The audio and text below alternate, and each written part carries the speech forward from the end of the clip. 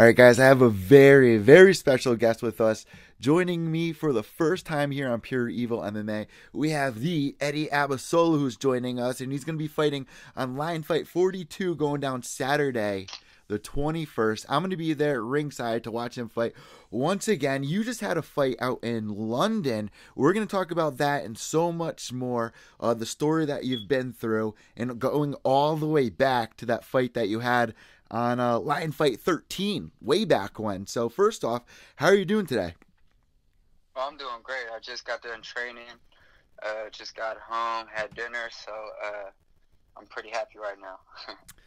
So you're on this Lion Fight 42 card. You have Antonina Shevchenko. You have Toshev on this card. How familiar are you with some of the other fighters on this card? Because there's a lot of great Muay Thai athletes that are going to be on this card at Foxwoods. Yeah, I'll tell you the truth, it's weird. I don't even really know who's on the card. You got Um, Antonina Shevchenko, who's Valentina's little big sister, mhm. and you got Toshev. But you're fighting for the title. You're fighting for the title. Is this the first Muay Thai title that you have for Lion Fight? Because I know it's the inaugural title for Lion Fight. This is the first time you're fighting for a title for Lion Fight, but you fought for titles before in the past, obviously, correct? Yes, I fought for the MTG title, the WBC title. I got those, and this will be my third title. This is my first Lion Fight title. So with Lion Fight, in the spotlight, you have Joe Rogan talking about all the time. What makes this fight and championship fight especially different than the other ones that you've had? Uh, for me, it's every fight is fought uh, as it's a championship fight. You know what I mean? Yeah. The thing is, I feel like we tend to let the pressure of all these exteriors, as in the title, uh, you know, main event, whatever, all just those titles. The stickers that they Uh, slap on it. Yeah. yeah, To make it yeah, sound important. that puts unwanted pressure. Of course, yeah, it's exciting, but at the same time, I'm in it for the fight, not the belt. There's been a few times during my camp where I even forgot that I'm fighting for a title, only because the title is just extra. I'm gonna go in there and I'm gonna do my thing. If I keep my eye on the belt, the material thing, I'm putting more pressure than I need to on myself. So I'm just trying to go in there and flow and do my thing, and you know.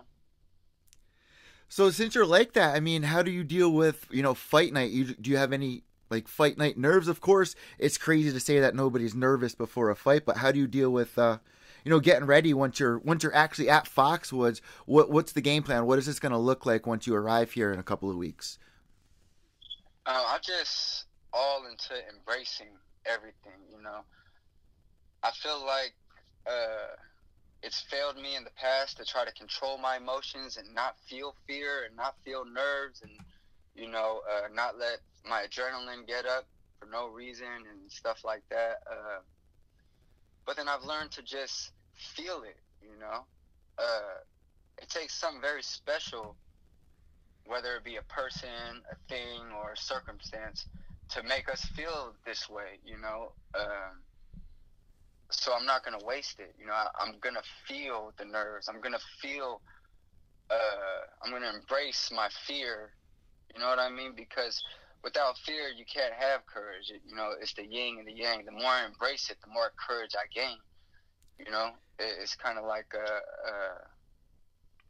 a boomerang effect. You know what I mean? So as I'm going, yes, I'm feeling all these things. Not to say that everything is absent, and not to say that I'm controlling them. I'm just an open window with the breeze just, flowing through it. You know Yep, what I mean? yep. Whichever way it wants to go, I'll let it go. I'm not trying to stop it, A product of your or control environment, it. so to Just, say. yeah, yeah. So you're training with like people like Gaston Bolanos, but like the things that I've heard about you in the past is that you have a crazy, not a crazy way, but a very unique a way of training. What is this way of training that you got? Because it's kind of similar to like a Tony Ferguson, where it's just like kind of, have you like made up your own routines, or what is the style of training I keep hearing so much about? Well, it's just little things to build my hand-eye coordination, my balance. Getting to basically everything I do is just getting to know my body and the proper functions of my own body. You know what I mean? One example I like to use is everyone, once we learn how to walk, we don't perfect how to walk. You know what I mean? Once we're able to stand on two limbs and we're satisfied, kind of stay on balance and just get from point A to B, we don't fix our posture or our balance where we step. You know what I mean? Stuff like that. So as I'm going, playing with a soccer ball, playing with a basketball, juggling, playing with the band on my forehead, whatever I'm doing, I just try to find the rhythm of it. Everything has a rhythm, and if I can find the rhythm of the soccer ball, the basketball, the tennis balls, the bag, the pad holder, the whatever I'm doing, shadow boxing, if I could find the rhythm to that, I can manipulate it however I please. So Eddie, really quick, for the people that are watching the video cast, unfortunately, if you're listening to the podcast, you can't see what I'm about to show you, but you can go follow Eddie's Instagram page at the Eddie Abasolo Show, correct? I'm about to show everybody what you're explaining with the tennis ball and the soccer ball, because I think that's so interesting. I can barely pat myself on the head and rub my stomach at the same time, and here you are doing this. So let me pull this up really quick for everybody. How did this start, man? Because it looks just so awkward. I don't know, man. I always play with the ball and the band, and then here we go. I was just outside in the backyard messing around. And I just bought that new toy with the strap, the string, the soccer ball. You know what I mean? So I just started messing with it, and then just seeing if I can do both at the same time. And once I found the rhythm of it, I was just able to do it. And it just came together. When I do something, I don't search for no certain thing, because if my mentality is on seeking, I don't even know what I'm seeking. So how do I, how can I even seek? I just let it come to me. I just move, and then I feel whatever's in front of me, and then I just try to juggle it. I see you working a lot with your footwork as well on Instagram. What's this new toy you got? It kind of looks like a honeycomb.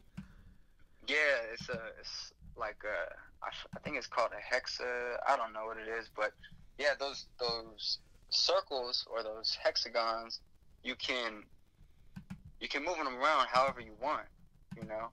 That was my first time playing with that, and that ball and me kicking the soccer ball and punching the tennis ball at the same time. That was my first time trying it. You know what I mean? So I'm still yet to perfect those things, but yeah, that hexagon, it gives me a whole range of just the up and down ladder. You know what I mean? I get a whole 360 feel of how to move, where I can move, where's my weight with my steps and stuff like that. So here we go. I'm playing it for everybody watching. You got the tennis ball connected to your head, which we see like Jeremy Stevens is always doing, but I've never seen anybody do both of them at the same time. And you say this is the first time you've done it, and you actually start picking up pretty well on it. Like, you pick right up on it. At the end of this, like halfway through the minute, you're all over it. Yeah. It's weird, man, because I listen to music to help me find the rhythm of what I'm doing. And it gets to a point to where I'm not doing nothing, if that makes any sense. I'm not trying to kick the ball. I'm not trying to hit the ball with my hands. The ball is coming back to me. The balls are coming back to me, and I'm just catching them. I'm just putting my limbs where they need to be, and the balls hit themselves. If that makes any sense. Yeah, it's picking up rhythm. Have you ever practiced dancing before in the past, or played musical instruments? Yeah. Okay. I used to dance all the time with my friends, and I used to compose beats, on my computer and That's stuff like that. badass. Hell yeah. So you actually have a very, very interesting story. You've overcame poverty and addiction, and you know what, man? I'm right there with you on that story, and it took me a while to open up about it. What do you feel? Uh, what do you feel is the biggest thing that you've learned that helps you do the right thing every morning? Like everybody wakes up every morning, and we have decisions to make. What keeps you on the straight and narrow at this day and age in your life? I mean, you're about to be a champion in a very important organization, but it's just so humanizing. We all wake up and make decisions every day, and it leads us to where we are. What keeps you on the straight and narrow that's led you to this path of success? Man, just reciting certain things to myself every morning. When I wake up, the first thing I do, if I do have thought, when I wake up, I sit up and I don't rush myself when I'm sitting up, even if I'm late, and I just sit there and I don't think nothing. I try not to think nothing for a quick second, not thinking like, I gotta get up, or which a lot of people do. Like I do that. Everyone does. Yeah, everyone does. But the first thought I try to have are positive thoughts. You know what I mean? Not rushing myself throughout the day. It's just also remembering every day when I'm in the gym, when I wake up, no matter how early it is, I remember the days that I prayed for what I have now, and it's just crazy surreal to humble yourself, stop for a minute, look around, look at your surroundings, look at the people who you're around, look at the status that you built through your generosity towards others, and to know that it was possible. You know what I mean? It's like, when you walk around with that type of gratitude, I'm not saying that I never get mad or I never, short fuse things or this and that. I just try to be more aware when I notice that I'm being that way. But I just try to remember that the gratitude in everything. You know what I mean? I mean, man, I used to wake up and I used to wake up and feel awful in the morning from what I was doing every day and the bad routines I'd get into with negative people I was surrounding myself with. And it took a while to unwind that ball. And I like what you're saying. Like, I can definitely relate with you saying when you wake up, you get positive thoughts. Like, I'll wake up, I'll put on like Drake or some feel good music or whatever, start the day off on a good note. But you don't just wake up one morning and just beat the funk. I mean, it's a slow process to that point. And, a lot of people say that exercising and stuff helps. When you wake up in the morning, do you do any stretches to get yourself right? Yeah, I stretch a little bit, but I don't have like a routine stretch that I do. I just get up and, just kind of like take my time, because a lot of times we get up and we're automatically stressed because of what the clock says. Our schedule, yeah. Or, stuff like that. Man, just taking that one extra second to just treat yourself to some, peace of mind. Yeah, peace, some stillness, it changes everything, it changes your whole day.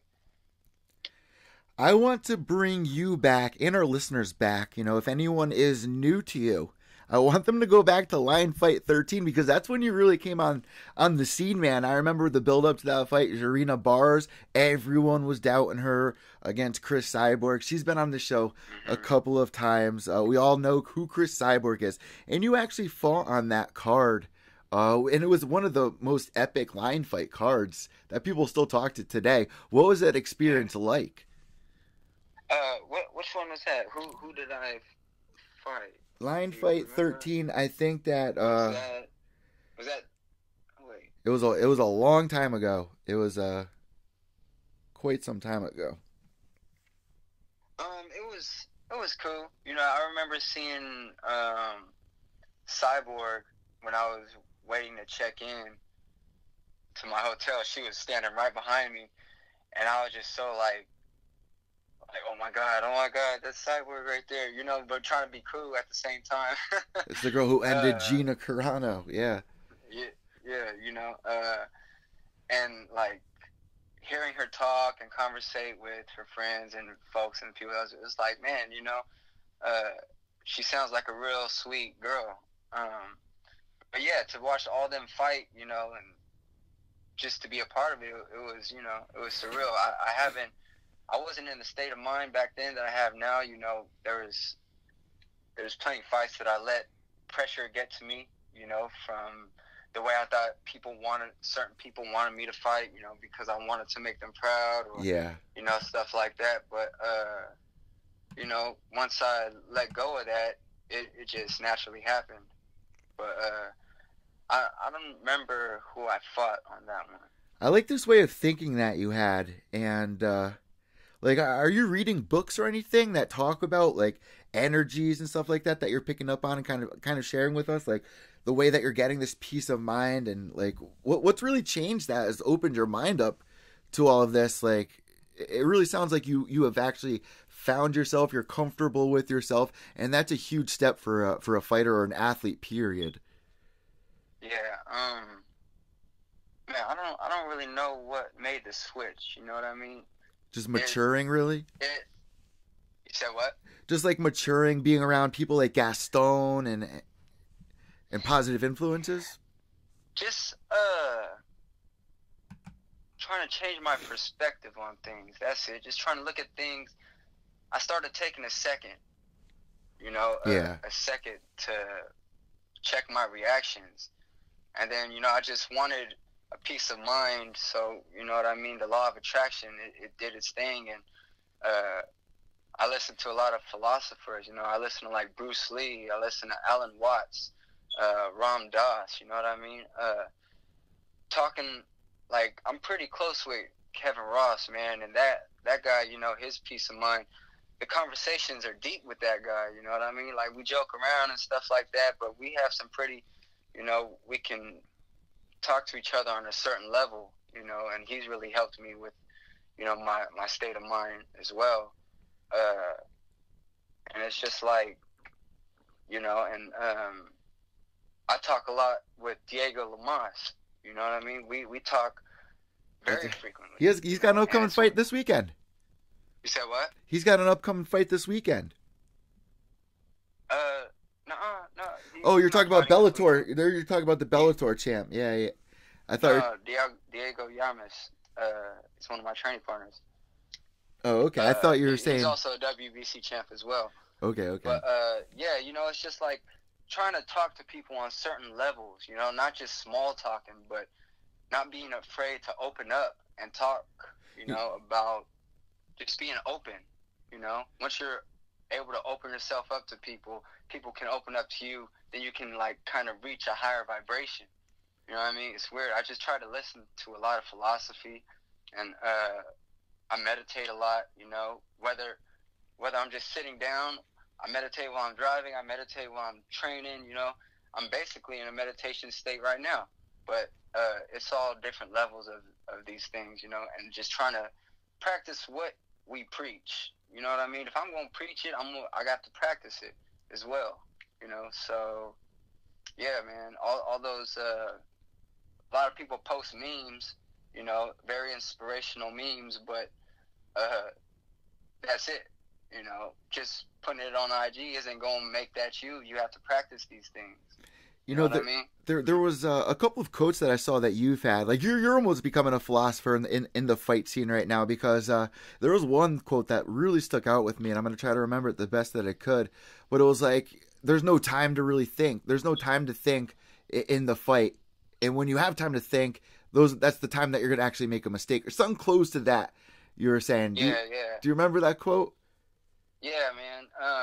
It's hard to explain the state of mind that I'm in when I do that, because you have to be at your highest form of thinking, yet at the same time be at your highest point of relaxation, to where you can just let your subconscious take over. You know what I mean? I mean, the last fight that you had, you could see it. I mean, the look in your eyes, you were just like so in tone, like you were literally like harmonizing with your opponent's attack and defenses, and you could just see in your eyes the way that you're slipping the elbows. It was just beautiful to watch. Yeah, thank you. I appreciate that. I just try to, create a huge presence in the ring. If I can somehow grow my presence, and you can feel me, then I can gain a little bit more control than more than I want. Not saying that it doesn't work, not saying that I don't get hit or that I don't miss, but the same thing is, everything kind of flows to the same rhythm, no matter what you put it under. Just like how I said, I don't try to control my fear or any my anxious nerves, anything like that, before I'm going to the fight. When I go into a fight, it's the same thing. I don't try to not get hit. If I get hit, cool. If I miss, cool. It's just everything flows right into the next. If I miss, it puts me in a different position at a different angle to come with something else. Or if I get hit, I can use that as well, if that makes any sense. It makes perfect sense. And you guys are going to get to watch it all go down. You're going to see the artwork. You're going to see the artist at play April 21st. And it is going to be against Amado Cristiano for the Lion Fight North American middleweight title. And there's a lot of exciting fighters on this card. We're really looking forward to it. I really thank you so much for coming on the show. Before we let you go, man, I do know that, on your Instagram, you got shirts like "Damn, it feels good to be a gangster." Do you have any other merch people can find, and of course your social media sites where everybody can find you, which on Instagram is _Eddie_Abasolo_show. So where can everybody find your merch? My what? Your merch, like shirts or anything? I don't really have merchandise, but a lot of those shirts that I wear, that's a Feed Me Fight Me shirt. That's one of my sponsors, and you guys go check their page out, Feed Me Fight Me. Man, they got a lot of good stuff on there. They're one of my faves with all those funny stuff that they come up with. Yeah. But yeah, as far as like my shirts and stuff like that, I don't really have a website or anything like that. I just, whenever I make them, I just post it up that I sell them and stuff. All these little like quotes that you have, like every rep I do is a chance to perfect my technique. Dude, you need to connect with somebody that's going to make you some shirts, because just from what you're saying and what you're about to do over there for Lion Fights, see something very special with you, Eddie. So I'm really excited to see you ringside. I'll be there, so hopefully I will talk to you at the weigh-ins and see how you're feeling. I wish you best of skill and best of luck cutting weight leading up to this fight. If you have anything that you'd like to say to your opponent, now is the time. Of course, guys, this is Muay Thai, this is not MMA, and if you're not familiar with Muay Thai, it's all respect between opponents. So is there anything that you would like to say to your opponent? No, not really. I'm just I'm excited to share the ring and dance with him, Yeah. That's it. So, Eddie, last thing before we let you go, how much do you know about your opponent? Do you study your opponent, or do you leave that kind of to your team? I study my opponent to an extent. It's good to have everything in moderation. But I just take a small look, and then I'm not too big on watching a lot of film. You know what I mean? Because for a number of reasons, the person that they're fighting, my opponent, when I'm watching their fights, it's not me, and the person that I'm watching, when I'm watching them, that's not them either. I'm not fighting that person, Yeah, they're evolving. Everyone is constantly evolving. So every fight I'm watching, yes, there's tendencies and stuff like that, but it's the opponent's rhythm, the opponent, what they're doing and stuff like that creates certain tendencies. So my rhythm isn't going to create the same tendencies that he has compared to their rhythm. And at the same time, like we agreed on, he's evolving, so the person that stands in front of me on April 21st isn't going to be the same person that's on film, You know what I mean? Yeah, yeah. You don't know what to expect. You can't count on that. Yeah, and Yeah. I can't say what I'm gonna do either, because really I have no idea. It just all depends on how we synchronize in the ring. You know what I mean? I know exactly what you mean. Are you still training with Gaston Bolanos? Yeah, we were just training earlier today for fight team sparring. Any news on him? Because he's come off a nice little performance over at Bellator. I know that he's lost the one before that, but man, everyone's catching eyes of Gaston. I've been watching him evolve for years, as of you as well. So any news on him? No, I don't know when his next one is. I'm real bad at knowing when my Yeah. teammates' fights are. You know what I mean? I'm I bad at feel knowing when my fights are. To tell you Yeah. the truth, like I had to make sure a few things today It's before I Saturday, talk to you, just to make sure. You know. Saturday the 21st. We found out it's gonna be going down, guys. Line fight 42. It's gonna be going down at Foxwoods Casino. I'm gonna be covering it all for you guys at mymmanews.com. Eddie, thank you so much. We're gonna let you go right now. Thank you for coming on the show, and we wish you best of skill. Thanks, brother. It was a pleasure to be. Have a good one, man, and I'll see you come Saturday the 21st. Yes, sir. There you go, guys. Eddie Abasolo. I did want to ask him a couple of your guys' questions that you had about Conor McGregor, but it is getting a little late here on the East Coast, about 11:12, and I believe he just got home from the gym, so I'm sure he wants to unwind as well. So I'm sorry I saw that a little too late, but don't worry, because UFC 223 recap is going to be dropping tomorrow for you guys. It's already recorded. I just got to go through it and edit it. And boy, there was a lot to unwind there. So thank you for tuning in and for watching live. Make sure you guys subscribe down below here on YouTube. If you're listening on iTunes, Podbean, Stitcher, subscribe down below. We're also doing a giveaway. All you have to do is leave a review on the iTunes page and then take a screenshot and DM it to me on Twitter or Instagram. Make sure you're following me on Twitter at evil_echo. That's EVIL_ECCO. And also on Instagram. I make it so simple. It's at Pure Evil. And then, guys, I hope you have a great night. Behave yourselves. And white knuckles until the end. I want to thank Eddie Abasolo. I cannot wait for Lion Fight. Muay Thai is always a blast to go and cover. So I will get you guys all the updates at mymmanews.com. Have a great night.